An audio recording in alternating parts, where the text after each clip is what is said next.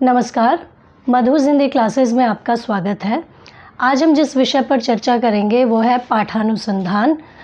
पाठानुसंधान शब्द से ही समझ में आ रहा है कि यह दो शब्दों के मेल से बना है, पाठ और अनुसंधान। अर्थात इसके अंतर्गत हमें किसी विशेष पाठ का अनुसंधान करना होता है, अर्थात किसी रचना के पाठ के सहीपन का अनुसंधान करना पाठानुसंधान कहलाता है। इसे अंग्रेज़ी में हम टेक्सचुअल क्रिटिसिज्म कहते हैं। इसका मुख्य उद्देश्य यह जानना नहीं होता कि रचना किस लेखक द्वारा लिखी गई है या रचना के मूल लेखक का पता करना इसका उद्देश्य नहीं होता, बल्कि लेखक द्वारा लिखित सही रचना का अनुसंधान करना इसका मूल उद्देश्य होता है। प्रश्न उठता है कि इसकी आवश्यकता हमें क्यों पड़ती है। इसकी आवश्यकता हमें प्राचीन ग्रंथों के अध्ययन के लिए पड़ती है। जिन रचनाओं के मूल पाठ उपलब्ध नहीं होते या लेखक द्वारा लिखित प्रामाणिक पाठ उपलब्ध नहीं होते, उन रचनाओं के लिए हमें पाठानुसंधान की आवश्यकता होती है। तो कहने का तात्पर्य यह है कि पाठानुसंधान का मूल कार्य लेखक द्वारा लिखित प्रामाणिक पाठ का पुनर्निर्धारण करना होता है।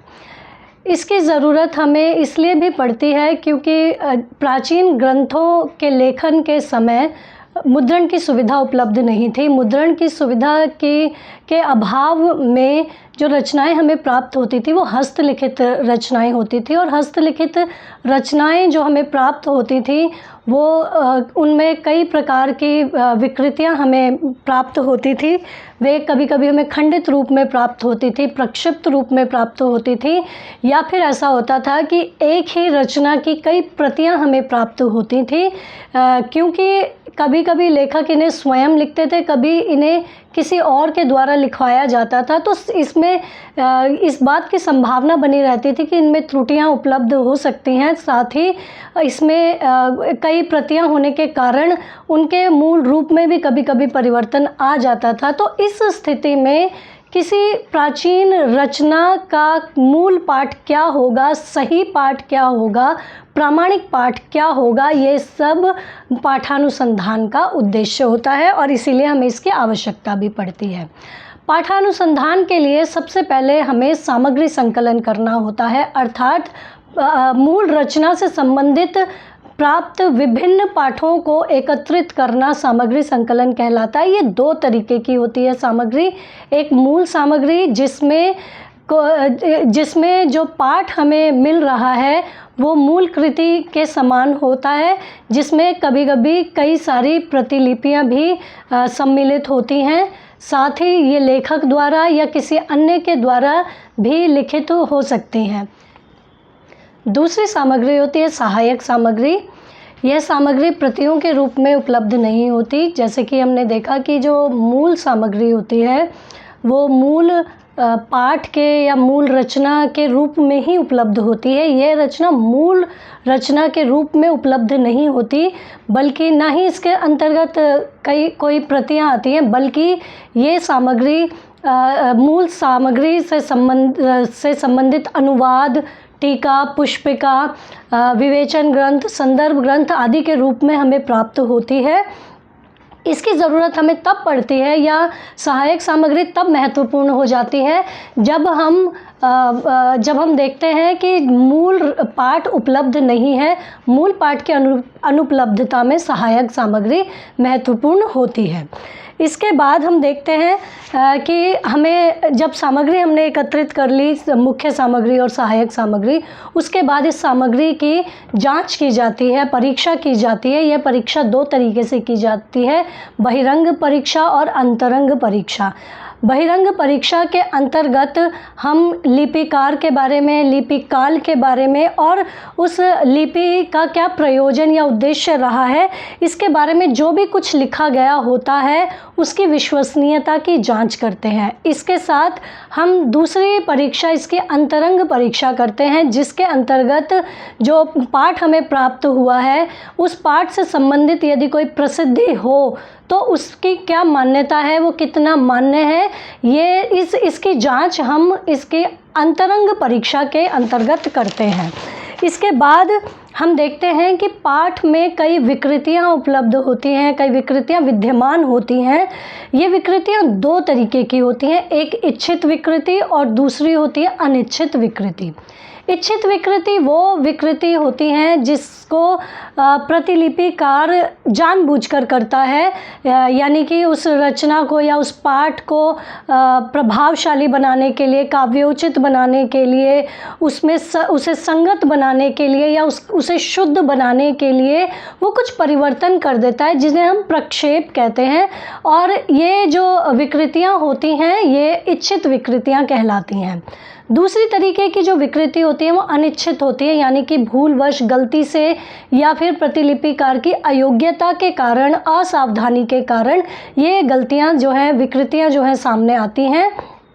इसके अंतर्गत हम देखते हैं कि कुछ पत्र बदले हुए हो सकते हैं, वर्तनी की अशुद्धि हो सकती है, वाक्य परिवर्तित हो सकते हैं। इसके साथ साथ हम देखते हैं कि इसमें कोई छंद अगर लिखे गए हैं तो उन छंदों की संगति ना बैठना, उनकी मात्राएं ना मिलना, ये सारी जो गलतियां होती हैं ये सब अनिच्छित विकृतियां कहलाती हैं, जो भूलवश, भ्रमवश या स्मृति अगर हमारी चली गई है, हम भूल गए हैं किसी चीज़ को, तो उसकी वजह से ये सारी चीज़ें जो हैं हो जाती हैं। इसके बाद हम पाठों के बीच में संबंध देखते हैं कि जितने भी हमें पाठ मिले हैं, मूल रचना से संबंधित हमें जितने भी पाठ मिले हैं उनके बीच में क्या संबंध है, इस संबंध को हम बहुत बारीकी से देखते हैं। और जितनी भी प्रतियां हमारे सामने मौजूद होती हैं उनमें परस्पर क्या संबंध होता है, ये देखना भी पाठानुसंधान में महत्वपूर्ण भूमिका निभाता है। इसके अंतर्गत हम एक तो हम ये जो संबंध होता है एक मूल होता है और एक गौण संबंध होता है। मूल संबंध में हम देखते हैं कि इसमें जो मुख्य पाठ है, जो क्या कहेंगे कि मूल पाठ है, उस पाठ के जो मूल तत्व हैं वो तत्व बाकी की सारी रचनाओं में किस तरह संबंध रख रहे हैं, एक जैसे दिख रहे हैं, ये मूल संबंध होता है। दूसरा होता है गौण संबंध, जो कि विकृतियों से जुड़ा हुआ होता है कि विभिन्न पाठों में जो विकृतियां हैं वो किस तरह से दिख रही हैं, वो परिवर्तित दिख रही हैं या एक जैसी दिख रही हैं, ये देखना गौण संबंध स्थापित करना होता है। इसके बाद पाठ चयन हम करते हैं। पाठ चयन भी हम इस संबंध के आधार पर करते हैं कि किस तरह से मूल जो हमने संबंध देखा उसके आधार पर जो पाठ मूल रचना के निकट हमें दिखाई देता है तो उन पाठों का हम चयन करते हैं, उसमें से किसी एक पाठ का निर्धारण करते हैं। जब हम ऐसा देखते हैं कि कई पाठों में एक जैसा सा संबंध दिख रहा है या पाठ लगभग एक जैसे दिख रहे हैं, उनकी शाखाएं एक जैसी दिख रही हैं, तो हम ये देखते हैं कि इस समय पाठ का जो संबंध हमने निर्धारित किया था वो सही नहीं किया है।